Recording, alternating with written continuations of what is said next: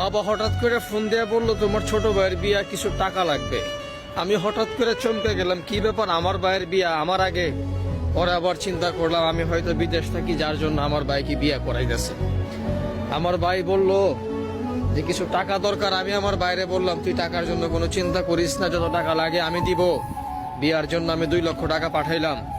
তারপর আবার ভাই বিয়ার আগের দিন ফোন দা বললো যে আমার বউয়ের খুব ইচ্ছা একটা স্বর্ণের টিকলি মাথায় দেওয়ার জন্য, আবার 50,000 টাকা পাঠাইলাম। কিছুদিন পর যখন আমি বললাম যে আমি আর বিদেশ থাকবো না, আমি একবারে চলে যাব, তখন আমাকে বলতেছে বিদেশ থেকে দেশে এসে কি করবি, কিছু নাই।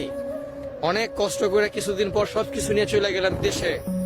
দেশে যাবার পর সবাই দেখি মনের মধ্যে কষ্ট, আমি আসাতে কারো খুশি নাই। যে বাবা দেশে আসার পর বুকে জড়ায় ধরার কথা, সেই বাবা আমাকে দেখা যেমন মনে হইতেছে রাগ।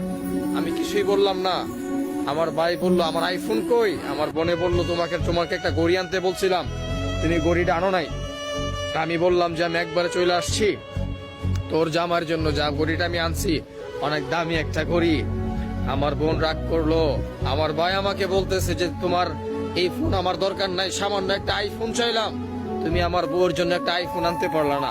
অথচ আমার ভাই চিন্তা করলো না, আমার ভাইয়ের যে আইফোনটা সেটা আমি দিছি। কিছুদিন আগে 2 লক্ষ টাকা দিছি বিয়ের জন্য। তখন বাবা বলতেছে এখন কি করবি? আমি বললাম যে আমি এখন একটা ব্যবসা করব, বা তোমাদের যে ব্যবসা আছে সেটাতে অনেক বড় করব।